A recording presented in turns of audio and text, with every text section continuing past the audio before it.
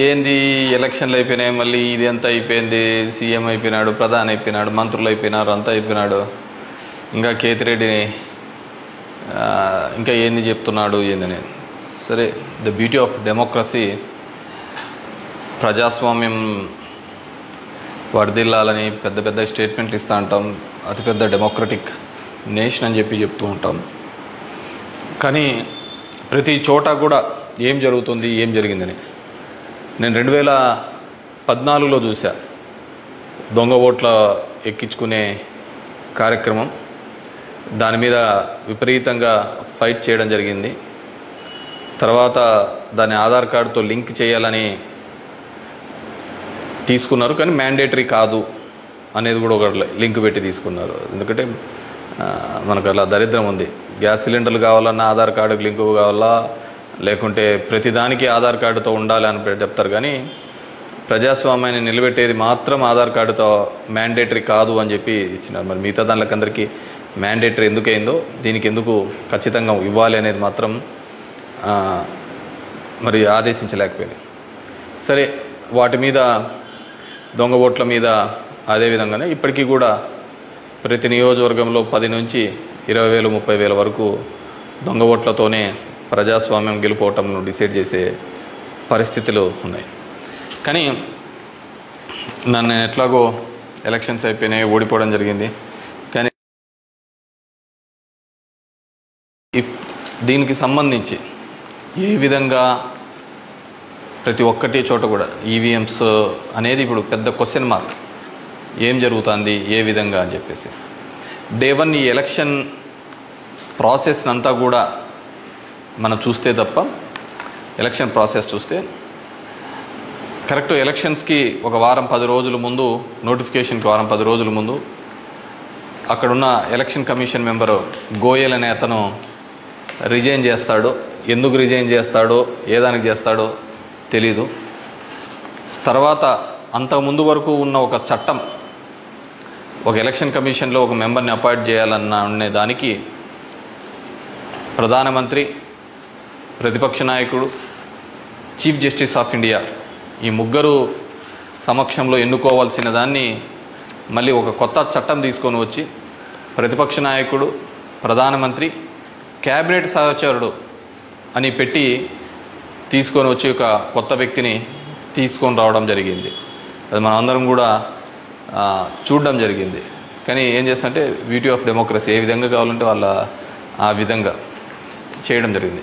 ఈరోజు నేను కొన్ని ఉదాహరణలతో, నేను ఆంధ్రప్రదేశ్ దీని గురించి మాట్లాడితే మీరు ఇట్లా ఓడిపోయినారు కాబట్టి ఏమైనా చెప్తా అంటారు, ఏమైనా మాట్లాడుతూ అంటారు, ఏం అప్పుడు లేదా ఇప్పుడు లేదా అని కూడా మాట్లాడుతూ ఉంటారు. నేను ఇంతకుముందు కూడా చెప్పా, ఏ విధంగా కేవలం ఒకటి మాత్రమే ప్రశాంత్ కిషోర్ ఏ విధంగా చెప్తాడు, కేకే సర్వే అనే వాళ్ళు ఏ విధంగా చెప్తారు, లేకుంటే అశ్విని దత్ అనే అతను ఏ విధంగా చెప్తాడు 160 అని చెప్పేసి. ఎందుకంటే ప్రజల నాడి ఎవరికి దొరకలేదు, అందలేదు అనేది వాస్తవం. అలాంటప్పుడు వీళ్ళు ఏమాత్రం గ్రౌండ్ రిపోర్టు చేయని వీళ్ళకి ఏ విధంగా తెలుస్తుంది. వన్ థింగ్ ఏదైనప్పటికీ కూడా నేను కొన్ని పత్రికల్లో వచ్చిన ఆర్టికల్స్, అదేవిధంగా మిగతా దానిలోకి వచ్చిన ఆర్టికల్స్ని దృష్టిలో ఉంచుకొని మీ ముందు కొన్ని ఉదాహరణలు తీసుకొని రావదలుచుకున్నాను. ఇక్కడ చూసినామంటే తమిళనాడు రాష్ట్రంలో తిరువల్లూరు నియోజకవర్గంలో ఇది పార్లమెంట్ వైజ్గా నేను చెప్తున్నాను, టోటల్ 14,30,738 ఓట్లు పోల్ అయింటే, కానీ ఈవీఎం మాత్రం కౌంట్ చేసినప్పుడు 14,13,941 ఓట్లు 47 ఓట్లు చూపించాడు. అంటే 16,791 ఓట్లు కౌంటింగ్ చేసిన దానికంటే పోలైన ఓట్లు తక్కువగా ఉన్నాయి తిరువల్లూరు అనే విధంగా. అదేవిధంగా అస్సాంలో చూస్తే 10,760 ఓట్లు తగ్గినాయి. అంటే వీళ్ళు కౌంట్ చేసిన దానికి, వీళ్ళు ఈవీఎంలో ఇచ్చిన దానికి పోలింగ్ అయిన దానిలోకి చూస్తే, పోలింగ్ అయినది చూస్తే 12,40,306 అయితే ఈవీఎంలో కౌంట్ చేసిన దానిలకు 12,29,546 ఓట్లు ఉన్నాయి, 10,760. ఒడిస్సా ధనకల్ అనే చోట 11,93,460 ఓట్లు ఈవీఎంలలో పోలయింటే ఈవీఎంలు కౌంట్ చేసినప్పుడు మాత్రం 11,84,33,000 9,427.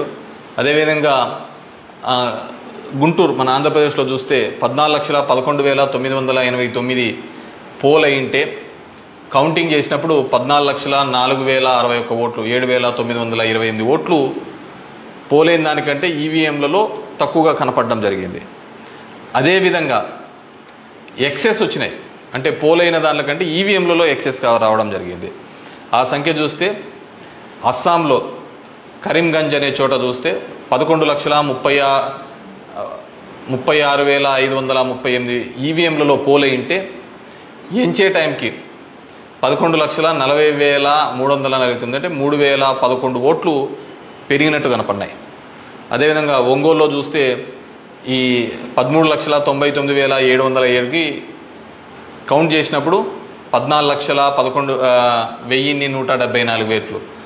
అదేవిధంగా ఒడిశా దాంట్లో బలాస్పూర్, మధ్యప్రదేశ్లో మండ్లా, అదేవిధంగా బీహార్లో బుక్సర్, ఇవన్నీ చోట పోలైన ఓట్ల కంటే ఈవీఎంలలో పెరిగిన ఓట్లు ఇవి. అదేవిధంగా ఇక్కడ పోలైన ఓట్ల కంటే ఇక్కడ తగ్గిన ఓట్లు. ఇది ఓవరాల్గా కూడా చెక్ చేసుకుంటే వచ్చిన విషయం. రెండో దానికి చూస్తే టోటల్ ఈ విధంగా చూస్తే దేశవ్యాప్తంగా 140 నియోజకవర్గాల్లో ఈ విధమైన ఓటు డిఫరెన్సెస్ జరిగినట్టు మొత్తం దీనిలో ఫామ్ 17C దీనిలో చెక్ చేసిన చోట మనము చూడడం జరిగింది. పైకెత్మా. అదేవిధంగా ఈ విధంగా 16,000 ఓట్ల నుంచి ఈ విధంగా చేయడం జరిగింది. మే 25 ఈసీ రిలీజ్ చేసిన దాని ప్రకారము ఒక్క నిమిషం, ఇవన్నీ కూడా చిన్నవి మాక్ ఓటింగ్లలో జరిగినవి ఇవన్నీ అని చెప్పేసి వాళ్ళు చెప్పడం జరిగింది. ఇంకా ఏమంటే ఫామ్ 20 ఇంకా ఇంతవరకు ఆన్లైన్లో కూడా అప్లోడ్ కాలే. మామూలుగా ఇవన్నీ ఆన్లైన్లో అప్లోడ్ కావాల్సిన విషయం. ఎందుకో అవన్నీ చెప్పచ్చు, లక్షల మెజార్టీలలో వస్తున్నప్పుడు ఈ 1000, 2000, 3000 ఎందుకు ఈ విధంగా అని చెప్పేసి నేను దానిలో కూడా కొన్ని ఉదాహరణలు చెప్తాను.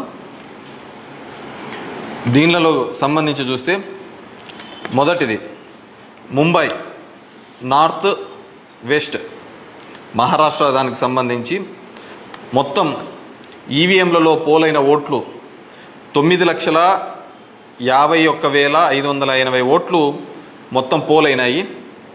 కానీ ఈవీఎంలు లెక్కేసినప్పుడు దాంట్లో 9,51,582 ఓట్లు ఈవీఎంలు మాత్రం కౌంటెడ్గా కనిపినాయి. అంటే ఆడ లెక్క చేసిన దానికి దీనిలకు సంబంధించి తేడా కనపడడం జరిగింది. కానీ అక్కడ ఏం జరిగిందంటే శివసేన యూబీటీ అభ్యర్థి డిఫీటింగ్ అమోల్ గజనాన్ అనే అతన్ని 48 ఓట్లతో మాత్రమే అక్కడ ఓడించడం జరిగింది. అదేవిధంగా సెకండ్ కేసులో చూసినాము అంటే జైపూర్ రూరల్లో రాజస్థాన్లో 12,38,818 ఓట్లు ఈవీఎంల ద్వారా పోలయింటే కానీ ఈవీఎంలలో లెక్కించినప్పుడు మాత్రం అది 12,37,966 ఓట్లుగా మాత్రమే చేయడం జరిగింది. 852 ఓట్లు అక్కడ కౌంట్ కాలే. 852 ఓట్లు అక్కడ కౌంట్ కాలేదు. బీజేపీకి సంబంధించిన రావు రాజేందర్ సింగ్ అనే అతను ఈ సీట్ని గెలవడం జరిగింది. అతను గెలిచిన దానికి మార్జిన్ 1,615 ఓట్లు, 1,615 ఓట్లతో ఆయన గెలవడం జరిగింది. 1,600. కానీ అక్కడ వచ్చిన తేడా 852. ఇది ఇట్లా మారిపోయినా ఇది ఇట్లా గెలిచిందో అంటే ఆ లోయెస్ట్ మార్జిన్. ఎందుకని థర్డ్ కేసు చూస్తే కంకర్ ఇన్ ఛత్తీస్గఢ్ అక్కడ పోలైన ఓట్లు 12,61,103 ఈవీఎంల ద్వారా ఓట్లు పోలైంటే ఈవీఎంల ద్వారా మనకు ఫామ్ 17లో ఇచ్చినప్పుడు ఈవీఎంల ద్వారా ఉండేది. కానీ లెక్కేసినప్పుడు 12,60,153 ఓట్లు అక్కడ కౌంటెడ్ అని 950 ఓట్లు ఆడ కౌంట్ చేయలే, మిస్ అయినాయి. ఎట్లా మిస్ అయినాయో తెలియటంలే, ఎక్కడ కనపడటంలే. దాని ద్వారా బీజేపీకి సంబంధించిన భోరో రాజ్ నాగ్ అనే ఇతను గెలవడం జరిగింది. 1884 ఓట్లతో గెలవడం జరిగింది ఇతను. Fourth case Farrukhabad in Uttar Pradesh. 10,32,244 EVM ఓట్లు పోల్డ్ అయితే, కానీ ఈవీఎంలలో చెక్ చేస్తే ఫామ్ 17 ఒక విధంగా ఉంది, దీనిలో చెక్ చేస్తే 10,31,740 ఈవీఎం ఓట్స్తో ఉన్నాయి. 460 ఓట్లు కౌంట్ చేయలేదు. ముఖేష్ రాజ్పుత్ అనే అతను గెలిచినది 2,678 ఓట్లతో. ఇటు గెలుపోవటంలో కంటే మార్జిన్ కంటే అసలు ఈ ఓట్లను ఎక్కడికి పోతున్నాయి, ఎక్కడికి మిస్ అయిపోతున్నాయి. అండ్ ఈ కేసులలో చూస్తే ఇవి అసలు వివిప్యాట్లను కౌంట్ చేయాలని, అదేవిధంగా 100% ఇవన్నీ మాల్ ఫంక్షన్గా జరుగుతున్నాయని చెప్పినా కానీ మార్జినల్ ఎర్రర్ అని, అదేవిధంగా సర్ప్లస్ ఓట్లు ఎందుకు వచ్చినాయనే విషయాన్ని ఇంతవరకు కూడా ఎలక్షన్ కమిషన్ చెప్పలేకపోయింది. అదేవిధంగా పార్లమెంట్ వైజ్గా ఎక్కడ తగ్గినాయి ఏ విధంగా అని చెప్పేసి ఇంతవరకు ఒక స్టేట్మెంట్, ఒక రీజనబుల్ స్టేట్మెంట్ కూడా ఇవ్వలేకపోయింది. ఈవీఎంలలో ప్రతి దానిలోనూ కూడా ప్రతి పార్లమెంటుకు సంబంధించి ఈ విధంగా తక్కువ ఎక్కువ వచ్చినట్టు కూడా వాళ్ళు చూపించలేని పరిస్థితి. ఎందుకంటే ఇది గెలుపోవటంలో సంబంధించిన సమస్య కాదు. ఎలక్షన్ కమిషన్ ఇంకా ఫామ్ 20 అనేది అప్లోడ్ కాకపోవడం, ఎలక్షన్ కమిషన్ కేవలం ఒక 10 రోజుల ముందు ఎందుకు అతను రిజైన్ చేసినాడు, ఏ కారణాల వల్ల రిజైన్ చేసినాడు, ఎన్నుకునే పద్ధతిలో పాత పద్ధతిని తీసేసి కొత్త పద్ధతి ద్వారా ఎందుకు ఎన్నుకోవాల్సి వచ్చింది, ఎందుకు మిగతా వాళ్ళందరూ కూడా చాలా అర్లీగా ఇది 400 అని ప్రిడిక్ట్ చేస్తూ ఒక భావన చెప్పడం. మనం టీవీలలో కూడా చూసినామంటే ఆంధ్రప్రదేశ్లో 9:30, 10 కల్లా కూడా అసలు కౌంటింగ్లో అనేది ఒక రీజనబుల్కు రానిదే 100, 150, 120 అని ప్రొజెక్ట్ చేసినారు. అసలుకు వైసీపీ సీట్లు 25 కంటే దాటి చూపిలా. అసలుకు మొదట అర్ధ గంటలోనే మొత్తం నియోజకవర్గం అంతా ఏ విధంగా చూపిస్తారు, మొత్తం రాష్ట్రం అంతా ఏ విధంగా రిప్రజెంట్ చేస్తారు. సో ఆ విధంగా రిప్రజెంట్ చేయడానికి ఏంటంటే బేసిక్గా అక్కడున్న ఏజెంట్లు కావచ్చు, అధికారులు కావచ్చు, వన్ సైడెడ్గా పోవడం కోసం ఆ విధంగా చేసినారు. ఆ విధంగానే ఉండడంతో ఆల్మోస్ట్ వాళ్ళందరూ కూడా 10:30 నుంచి బయటికి రావడం మొదలుపెట్టినారు. ఏం జరిగింది అనేది అసలు ఎవరికే కానీ అర్థం కాలేదు. టీవీలలో చూసినాము అంటే అసలు 8:30 అంటే 9:30 కల్లా 100, 150 సీట్ల లేకొచ్చేసిన ఎలివేషన్స్ అన్నీ ఇవ్వడం జరిగింది. సో ఏ విధంగా మీడియా ఎలక్షన్ కమిషన్ వెబ్సైట్లలో పెట్టలేదు, అక్కడ ఆ విధంగా ప్రాజెక్టు కాలేదు. కానీ వీళ్ళంటూ వీళ్ళే మొదటే చేయడం వల్ల ఏంటంటే దానివల్ల ఏజెంట్లు అక్కడ నుంచి వెళ్ళిపోతారని చెప్పేసి, అదేవిధంగా ఉద్యోగస్తులు అందరూ కూడా వన్ సైడెడ్గా జరిగిపోతే ఏజెంట్లు అందరూ పోయినారంటే వీళ్ళు రాసుకునేదే రాత అయిపోతుంది కదా. సో ఆ విధంగా అబ్జల్యూట్ మెజారిటీస్ ఇదైతే అంటది. అదేవిధంగా సో ఇదంతా కూడా మనం నిజమైన ప్రజాస్వామ్యంలో దొంగ ఓట్ల మీద ఉన్నామా, లేకుంటే ఈవీఎంలో మిషనరీస్ మీద పనిచేస్తున్నామా, నాకు ఓడిపోయినానని నేను బాధతో కాదుగా చెప్తున్నానని కానీ అందుకే నేను ఆంధ్రప్రదేశ్ స్టేట్ గురించి ఎక్కడ చెప్పలే. దేశంలో జరిగినది వివిధ దీనిలలో చెప్పినది. ప్రశాంత్ భూషణ్ కూడా ఆయన సీనియర్ లాయర్గా కూడా ఆయన కూడా పోరాడుతున్న సందర్భం చూసాం. సో ఇది మనం మాట్లాడకపోతే, ఎందుకంటే మేము ఎక్కడైనా ఊర్లలో పోయినా కానీ, ఊరు నుంచి వచ్చినా కానీ, టౌన్లో కానీ మిగతా వాళ్ళన్నా మేము వేసామని చెప్తున్నారు. మరి వేసింటే ఓట్లు ఎక్కడికి పోయినాయి, ఎవరికి పోయినాయి? ఎక్కడి నుంచో వచ్చి 3,000తో గెలుస్తామని చెప్పేసి ధర్మవరంలో 2 నెలల నుంచి చెప్తున్నారు. ఏ విధంగా ఆ ఫిగర్ అచీవ్ అయ్యి 3 నెలల నుంచి చెప్తుంటారు? So it's a big question mark. So there is completely ఏదో ఒక సెక్షన్లో అయితే మ్యానిపులేషన్ జరిగింది. ఇప్పుడు ఏం చేసేది ఎందుకు కాదు, కానీ జస్ట్ ప్రజలందరూ కూడా మనం అందరం వివేకంగా ఆలోచించుకొని డెమోక్రసీ ప్రజాస్వామ్యాన్ని ఇదే పెట్టుకుంటూ పోతా అంటే మోడీ 3 అవుతుంది, మోడీ 4 అవుతుంది, మోడీ 5 అవుతా ఉంటుంది. ఇంక జనం యొక్క ఓటుకు దాని విలువకు ఎటువంటి విలువ ఉండలేని పరిస్థితి మనం చూడగలుగుతాం. So these are all planned and స్క్రిప్టెడ్గా అంతా కూడా జరిగిందని పూర్తిగా నేను నమ్ముతున్నాను. పబ్లిక్ జనం కూడా అదే విధమైన ఆలోచనలతో ఉన్నాయని నమ్ముతున్నాను.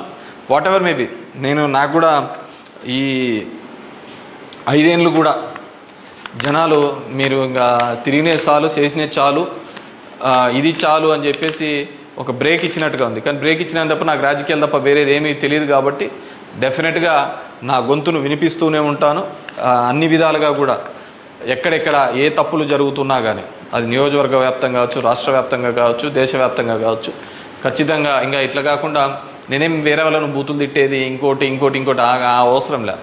జనాలకు ఎంతో కొంతమంది కన్నా సరే నాకు తెలిసిన విషయాన్ని షేర్ చేసుకోవాలనేది ఒక ఆలోచన విధానంగా అనుకున్నాను. డెఫినెట్గా ఐ విల్ కంటిన్యూ దట్. ఎందుకంటే చూస్తున్నాం అక్కడక్కడ జరిగినవి ఇవన్నీ కూడా. ఐ వాంట్ టు గివ్ ఎన్నుకున్న ప్రభుత్వానికి కూడా వాళ్ళకు కూడా మనం కూడా ఒక 6 months మనం కూడా టైం ఇవ్వాలి. వాళ్ళు ఏం చేస్తారు, వాళ్ళు ఇచ్చిన మాటను ఏం చేస్తారు, ఏ విధంగా కట్టుబడి ఉంటారు అనేది చూడాలి. ఎన్నెన్నో వాగ్దానాలు ధర్మవరానికి ఇచ్చినారు, రాష్ట్రానికి ఇచ్చినారు, చాలా వాగ్దానాలు ఇచ్చినారు. కాదు అవి ఎంతవరకు నెరవేరుస్తారు, లేదు కేవలం కక్ష సాధింపు చర్యలతోనే మిగిలిపోతారా, ఇవన్నిటినీ కూడా కాలమే సమాధానం చెప్తుంది. సో అప్పుడు end of the day who is the best అనే పద్ధతికి మనం అందరం కూడా మాట్లాడుకుంటామని చెప్పేసి తెలియజేసుకుంటూ, ఈ ఈవీఎంస్లో జరిగిన ప్రతి ఒక్కటి కూడా మీ దృష్టికి తీసుకొని రావాలనే ఒక ఆలోచన. నాకు తెలిసిన డిఫరెంట్ పేపర్లలో ఆర్టికల్స్ డిఫరెంట్ వాళ్ళు ఇచ్చిన ఇన్పుట్స్ ప్రకారం నేను చెప్తున్నాను. సో ప్రతి ఒక్కరికి ఓటు హక్కు కల్పిస్తానన్న ఈసీ మరి ఇన్ని టోటల్ ఓట్లు వేసిన దానిలో చూస్తే దేశవ్యాప్తంగా 362 నియోజకవర్గాల్లో 5,54,598 ఓట్లు మిస్ అయినాయి, కనపడటం లేదు. అది అంటే అది హెచ్చుతగ్గుల్లో కావచ్చు, దీనిలో కావచ్చు, కరెక్ట్గా రాకుండా అన్ని ఓట్లు మిస్ అయినాయి. మరి ఈ ఓట్లని ఎక్కడికి పోయినాయి? సో ఇదే పద్ధతిలోనే మొత్తం నడవాల్సిన పరిస్థితే అనేది కూడా మనమందరం కూడా ప్రజాస్వామ్యంలో ఉన్న ప్రతి ఒక్కరు కూడా మనమందరం కూడా ఆలోచించుకొని భవిష్యత్తులో దీని మీద మాట్లాడకపోతే నిశ్శబ్దంగా ఉన్నాము, వచ్చింది మన గవర్నమెంట్ ఎగలాడదామని, ఇంకోటి వచ్చింది ఇది అని చెప్పేసి వాళ్ళు చేసినారు. సరే సదరన్ పార్ట్ ఆఫ్ ఇండియాలో కొత్తగా తీసుకొని వచ్చినారు, కులం మతం అనే దాని మీద రాజకీయం తీసుకొని వచ్చినారు.